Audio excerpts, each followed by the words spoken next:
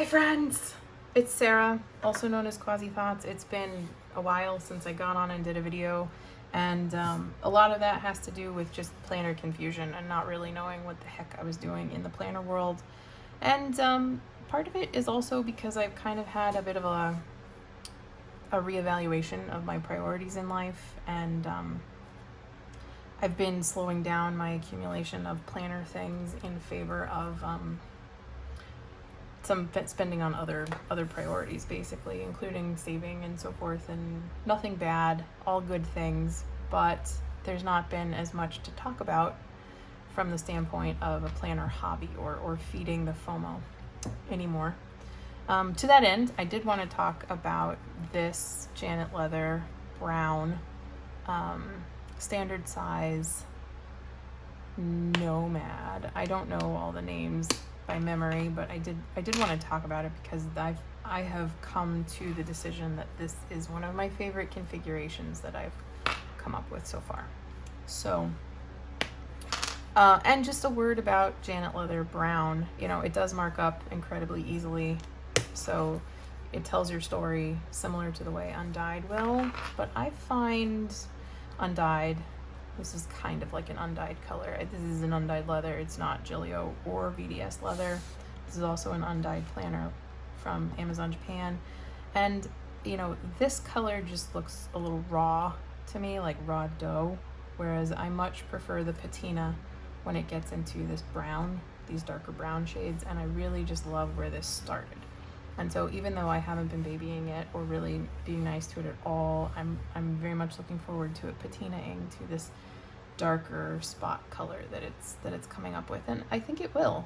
Like, you know, not as dramatic, obviously, as if you started with something this shade. You know, it would take a while to get down to here, if it even does. I don't know. But, you know, I did have a Giuliol undyed, and I sold it because it just, I don't know, it wasn't for me. This is definitely much more for me. So I'm throwing it out there for anybody that's got undyed FOMO, because they photograph beautifully and they look amazing on Instagram, but in person I found this brown is much more my speed.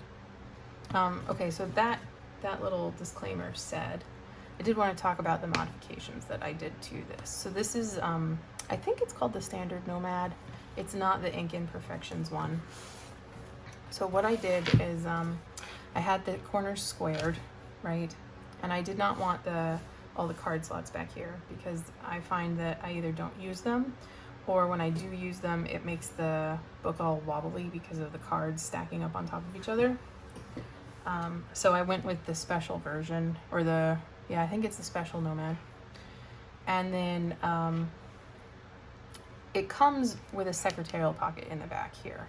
So this this left side is almost identical to what it comes with one exception.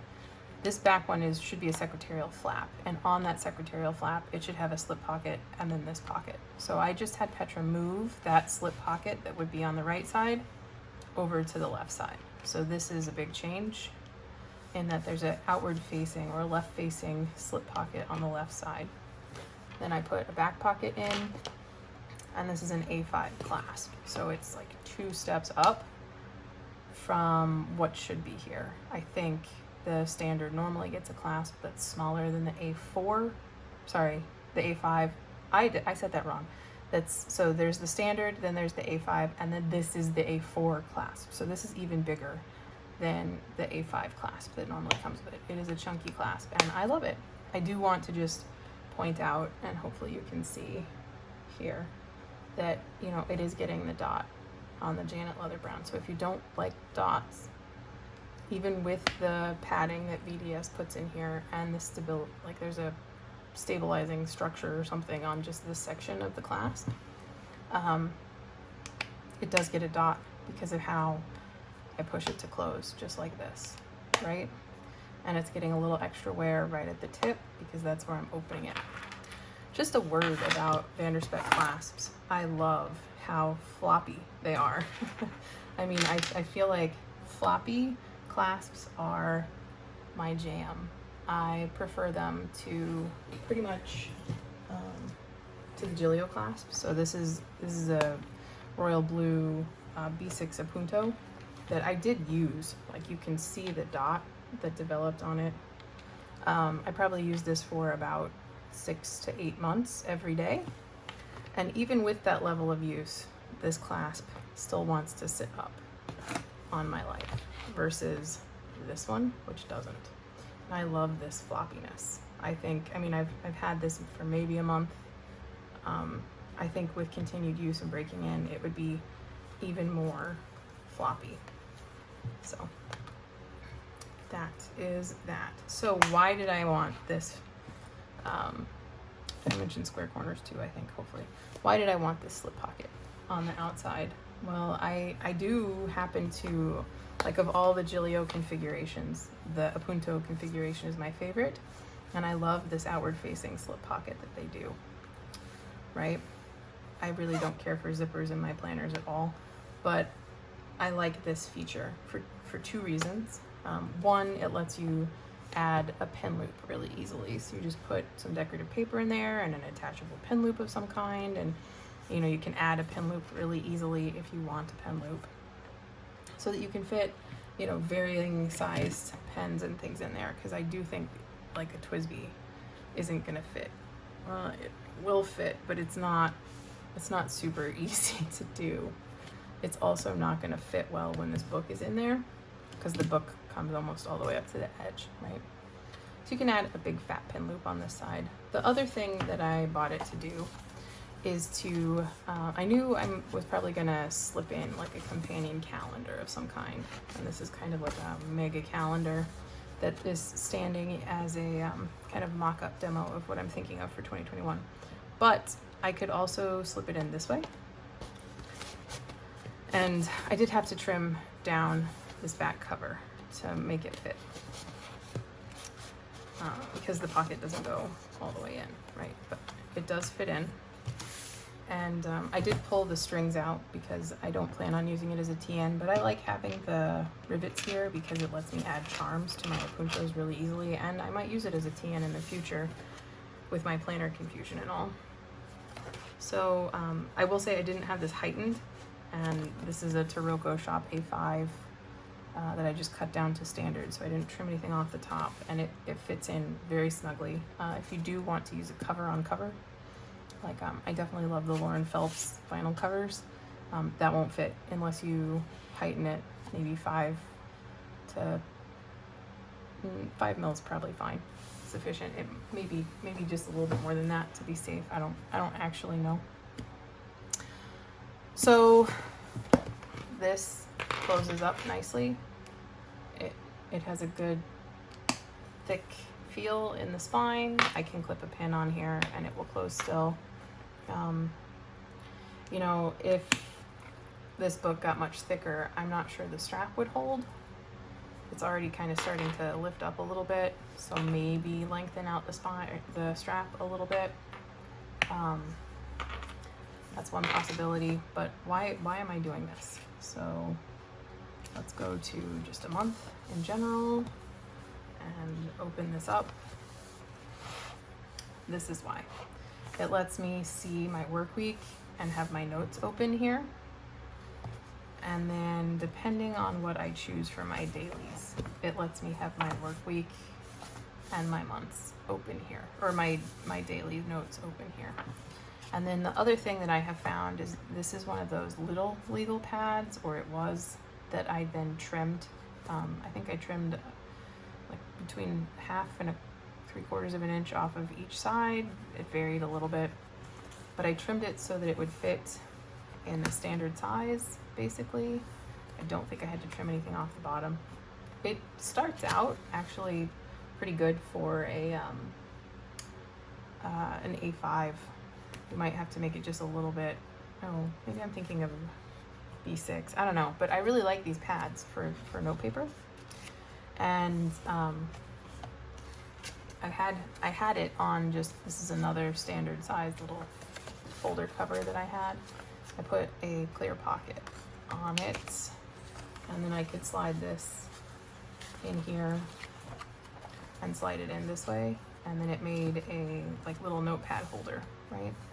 But I was thinking I could slide it out the other way, this way, and have, I didn't trim this one down yet, and then have, you know, the notepad stick out this way so that if I wanted to do work notes or any kind of notes that I knew I wasn't going to keep, or tear off a note to hand to somebody, I could do it on this. So that's a thought. But that's sort of my plan, to have my monthly calendar be something that I only have to write once, because I do not like copying my calendar over. And then have a weekly where every week, like the week before, I can plan out my time and what it's going to look like, and then have any kind of daily or monthly or weekly notes, additional notes that need to happen over here. So one option would be to buy this Midori calendar again, or redate this one. But another thing, layout, that I was thinking about is having maybe Taylor at Paper and Cats, or somebody at make an insert that looks like this, where the week goes across up front, the weekend shares one block, because I tend to not do a lot of planning on the weekend, and if I do, it's like a grocery list sort of thing, or it's like one activity for the whole weekend. So I could have my week out this way. If I do this, I'm pretty sure Thursday would take up most of this space, because this book comes out over more than a third, 2/3 of the page. So I imagine the book is going to cover something like that, right? So I wouldn't be able to see my Friday calendar at a glance this way, but I would be able to see any weekly tasks that could hang out right here, which is nice, because I do have some weekly tasks that have to be done that week, but don't have to be done on a specific day. And some of those tasks actually migrate through a couple weeks to complete. So this gives me the flexibility on where I'm putting my tasks. And then this becomes just notes. And I could do, you know, like a page a day, which I had been doing. So I did plan out my calendars here. And I put 3 blank spreads to do some goal planning, or like big vision planning for the month in between work and my personal life. And then I was doing like a page a day with kind of a timed calendar, and then sort of a to-do list, or a to-do list down here. But I think I would rather have that over here, because I just need to sketch out my free and available blocks, and then have like my running to-do list or notes or anything else on the full page going forward. So I'm going to kind of figure out what I want to do with this one. Obviously I have it laid out through, I want to say, the first week in January. I think it ends on the 9th, and then I've got some like pages where I've been kind of working backwards with notes and stuff. So I mean, I've got some room and space in this book to play with. I do have one that I already cut down. It's cut just a little bit wider, like a 1/4 of an inch wider. And then I haven't taken the spine off of this yet, but I think this might work, because I can tip in my calendar for the year here. I just have it jump banded around the insert, not around the cover, so that it stays on. And then if I were to print this for 4 months to 6 months, let's say, I mean, the Midori ones are 6 months, then when this is time to replace this, I can just pull this one off, put it on the next one, and I'm good to go.